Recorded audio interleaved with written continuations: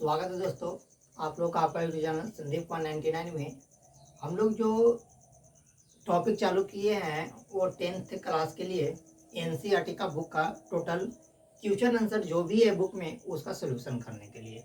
तो पहला जो पार्ट हम लोग बनाए थे जिसमें हम लोग 3 क्वेश्चन सोल्व करवाए थे आपका एनसीईआरटी का बुक का, और फिर से आज हम लोग सोल्व करवा रहे हैं एनसीईआरटी जो बुक है वो एनसीईआरटी बुक का जो बात करते हैं कि क्वेश्चन आंसर जो दिया गया है उसको हम अभी सोल्व करवाएंगे। यहाँ पे ध्यान से देखिए तो आपको यहाँ पे क्वेश्चन दिख रहा होगा, तो ये क्वेश्चन जो है इसको हम लोग सोल्व करवाने वाले हैं। ठीक है,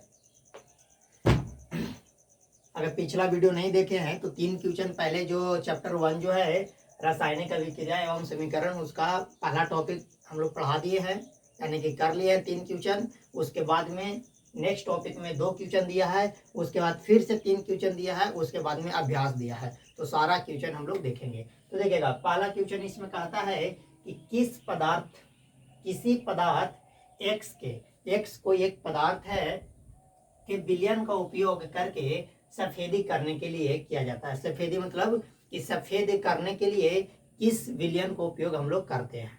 इसका आंसर हो जाएगा कि सफेदी में पहला देखो, पहला क्या है कि सफेदी पदार्थ एक्स का नाम तथा सूत्र लिखिए। वह जो पदार्थ जिसका हम लोग उपयोग करते हैं सफेदी करने में उस पदार्थ का नाम और उसका सूत्र लिखना है। तो सुनिएगा, पहला का आंसर है सफेदी में प्रयोग होने वाले पदार्थ एक्स क्विक लाइमा होता है। क्विक लाइमा का उपयोग हम लोग सफेदी करने में करते हैं, और या कैल्शियम ऑक्साइड, क्विक लाइमा या कैल्शियम ऑक्साइड का उपयोग हम लोग क्या चीज में करते हैं, तो सफेदी करने में करते हैं। क्या चीज करने में, सफेदी करने में। अच्छा, इसका सूत्र क्या है सर, तो इसका सूत्र है CaO। इसका सूत्र हो जाएगा CaO। नेक्स्ट क्वेश्चन की बात करते हैं। इसी में 2 क्वेश्चन दिया गया है कि ऊपर जो 1 में लिखे गए पदार्थ एक्स जो है, यानी कि एक्स जो क्विक लाइमा है या फिर कैल्शियम ऑक्साइड जो है लिखे गए पदार्थ का नाम, उसको अगर जल के साथ अभिक्रिया कराएंगे तो क्या हो जाएगा। हम लोग जानते हैं कि इसका सूत्र है CO। CaO को जल के साथ H2O के साथ अभिक्रिया कराएंगे तो वो CaOH के H2 बन जाएगा, कैल्शियम हाइड्रोक्साइड बन जाएगा। क्या बन जाएगा, कैल्शियम हाइड्रोक्साइड बन जाएगा। ठीक है, नेक्स्ट क्वेश्चन की बात करते हैं। दूसरा नंबर ये हो गया। दूसरा नंबर बात करते हैं क्रियाकलाप 1.7। आपके बुक में क्रियाकलाप दिया होगा 1.7, बुक में देखिएगा तो यहाँ पे आप लोग को दिख रहा होगा 1.7। देखिएगा 1.7 जो आप लोग को दिख रहा है, तो 1.7 क्रियाकलाप को ध्यान से पढ़िए। उसके बाद में कहता है मैं एक प्रश्नावली में एकत्रित गैस की मात्रा दूसरी से दोगुनी क्यों है। तो यहाँ पे देखिएगा एक जो प्रश्नावली दिया गया है, यहाँ पे ध्यान से एक जो प्रश्नावली दिया गया है, तो इसमें पहला में जो है मात्रा वो दूसरी से दोगुनी है। क्या है, पहले की मात्रा दूसरी से दुगनी है, तो ऐसा क्यों है इसी के बारे में पूछ रहा है। तो देखिएगा गतिविधि या क्रियाकलाप 1.7 में एक प्रश्नावली में एकत्रित गैस दूसरे में एकत्रित गैस की मात्रा से दुगनी है। पहले में जो एकत्रित गैस की मात्रा है वो दूसरे में गैस की मात्रा की दुगनी है।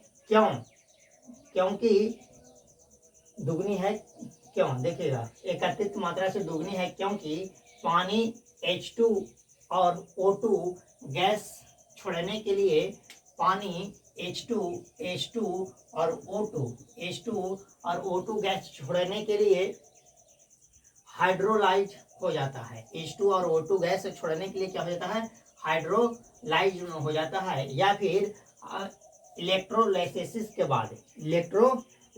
के बाद हाइड्रोजन के 2 अणु, हाइड्रोजन के कितने अणु, 2 अणु, और ऑक्सीजन के 1 अणु, ऑक्सीजन के कितने अणु, O2, ऑक्सीजन के 1 अणु, हाइड्रोजन के 2 अणु और ऑक्सीजन के 1 अणु निकलता है। जब इलेक्ट्रोलाइसिस हो जाता है ना, तो यहाँ से हाइड्रोजन के 2 अणु निकल जाता है और ऑक्सीजन के 1 अणु निकल जाता है। ठीक है, इलेक्ट्रोलाइसिस के बाद। इसीलिए एकत्रित हाइड्रोजन की मात्रा ऑक्सीजन की तुलना में दुगनी हो जाती है। हाइड्रोजन की तुलना में ऑक्सीजन की मात्रा जो होती है, एक मिनट, हाइड्रोजन की मात्रा जो होती है ऑक्सीजन की तुलना में दो होती है, यानी कि ऑक्सीजन 1 और हाइड्रोजन 2। इसी कारण इलेक्ट्रोलाइसिस के कारण ही क्या होता है, इसकी मात्रा एक से दूसरे में ज़्यादा होता है, यानी कि दोगुनी हो जाती है। चलिए अगला क्वेश्चन की बात करते हैं।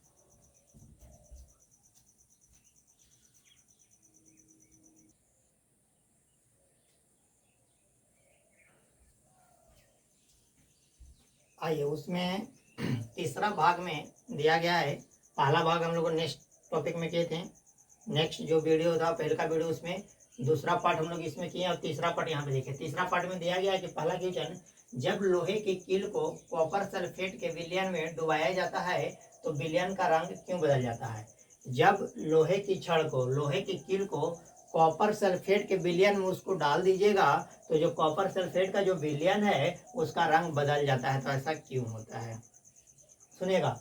जब एक लोहे के कील को कॉपर सल्फेट के घोल में डुबाया जाता है तो आयरन कॉपर सल्फेट से कॉपर को विस्थापित कर देता है। आयरन कॉपर सल्फेट को, आयरन कॉपर सल्फेट से कॉपर को, आयरन कॉपर सल्फेट से कॉपर को क्या हो जाता है, विस्थापित कर देता है, क्योंकि आयरन कॉपर की तुलना में अधिक प्रतिक्रियाशील होती है, इसीलिए कॉपर सल्फेट के घोल को रंग बदल जाता है।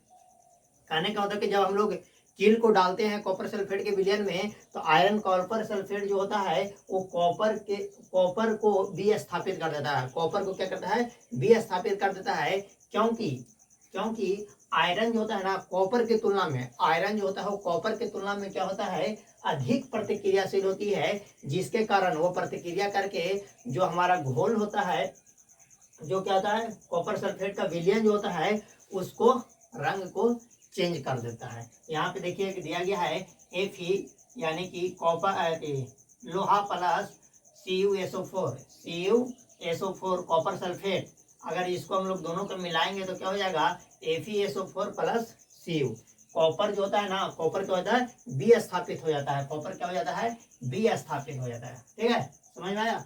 चलिए नेक्स्ट बात करते हैं। दूसरा नंबर क्वेश्चन उसमें दिया गया है कि क्रियाकलाप 1.10, आप अपना बुक में देखिए क्रियाकलाप 1.10 से भिन्न द्विस्थापन, द्विस्थापन अभिक्रिया का एक उदाहरण दे।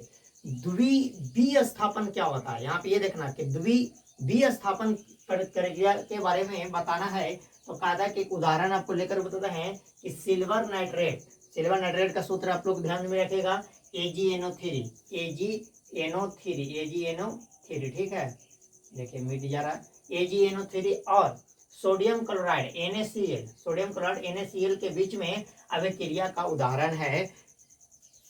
सिल्वर नाइट्रेट और सोडियम क्लोराइड के बीच की जो अभिक्रिया होगा ना वही अभिक्रिया है द्विस्थापन अभिक्रिया। इसमें क्या होता है सुनिएगा, प्रतिक्रिया के दौरान नकारात्मक और सकारात्मक आयन, नकारात्मक यानी कि निगेटिव और पॉजिटिव दोनों आयन जो होते हैं व्यापार की स्थिति में सफेद सिल्वर क्लोराइड का निर्माण के परिणाम स्वरूप अवक्षेपित हो जाते हैं, यानी कि वो हट जाते हैं, अवक्षेपित हो जाते हैं। ठीक है, सकारात्मक और नकारात्मक आयरन, नकारात्मक और सकारात्मक आयन व्यापार की स्थिति में, आयन व्यापार की स्थिति में जब एक दूसरे से मिलेंगे, जब आयन करेंगे, व्यापार करेंगे, तो इस स्थिति में सफेद सिल्वर क्लोराइड, सफेद व्हाइट सिल्वर क्लोराइड का निर्माण हो जाएगा। क्या हो जाएगा, व्हाइट सिल्वर क्लोराइड का निर्माण हो जाएगा। देखिए कैसे, Ag silver plus NO3 sodium, NO3 plus Na plus Cl, अगर जो ये चारों मिल जाएगा Ag plus NO3 plus Na plus Cl तो बना जाएगा AgCl plus Na plus OH3 बना जाएगा। ठीक है, सकारात्मक और नकारात्मक यहाँ पे डिनोट करता है। ठीक है, आगे बात करते हैं तीसरा नंबर कहता है निम्न अभिक्रिया में उपचयी तथा अपचयी पदार्थ का पहचान कीजिए। कौन उपचयी अभिक्रिया है और कौन अपचयी अभिक्रिया है। उपचयी अभिक्रिया किसको बोलते हैं, अपचयी अभिक्रिया किसको बोलते हैं। तो यहाँ पे देखिएगा दो गो समीकरण दिया है, 4Na प्लस O2 मिलकर बनाएगा 4Na2O। ठीक है, दूसरा दिया है CEO प्लस H2 मिलके Cu प्लस H2 बना देगा। इसमें कौन अपचयी अभिक्रिया है, कौन उपचयी अभिक्रिया। यहाँ पे देखिएगा कहता है कि पहला समीकरण में सोडियम Na ऑक्सीजन O2 के योग को ऑक्सीकृत हो रहा है। क्या हो रहा है, ऑक्सीकृत हो रहा है, सोडियम और ऑक्सीजन के योग ऑक्सीकृत हो रहा है। और दूसरे समीकरण में कहता है कॉपर और हाइड्रोजन का योग के कारण कम हो रहा है, उसका जो क्या हो रहा है, ये कम हो रहा है, ये ऑक्सीकृत हो रहा है। ये अपचयित अभिक्रिया है, एक उपचयित अभिक्रिया। ठीक है, यहाँ पे दोनों क्वेश्चन आपको सोल्व हो गया तीनों। आगे बात करते हैं कि नेक्स्ट जो हम लोग वीडियो बनाएंगे, ये छोटा छोटा भी वीडियो बना रहे हैं क्योंकि अभी सारे लोग जुड़े नहीं हैं। जितना ज़्यादा हो सके इस चैनल के साथ में आप लोग जुड़िए, जो भी 10th के स्टूडेंट है इसके साथ में जुड़िए। आपको टोटल बहुत अच्छे तरीके से, अभी आप लोग को सितंबर माह चल रहा है, सितंबर यानी कि लास्ट होने वाली है, यानी कि अक्टूबर नवंबर दिसंबर 3 माह में आपको एकदम संपूर्ण तैयारी 10th का करा दिया जाएगा इस चैनल के द्वारा। ठीक है, तो अगला जो हम लोग टॉपिक बनाएंगे इसी चैप्टर का, रासायनिक अभिक्रिया एवं समीकरण का, वो हो जाएगा अभ्यास। जो क्वेश्चन दिया गया है टोटल यही। तो सर क्वेश्चन आंसर ही क्यों करवा रहे हैं, तो क्वेश्चन आंसर को ही अगर सही ढंग से आप लोग करके जाइएगा तो आप लोग एग्जाम में बहुत अच्छा स्कोर कर सकते हैं। तो आगे वीडियो को बने रहिए, आप लोग देखते रहिए, इसको शेयर कीजिए, सब्सक्राइब कीजिए, लाइक कीजिए, ताकि सारे लोग इससे जुड़ सके। धन्यवाद।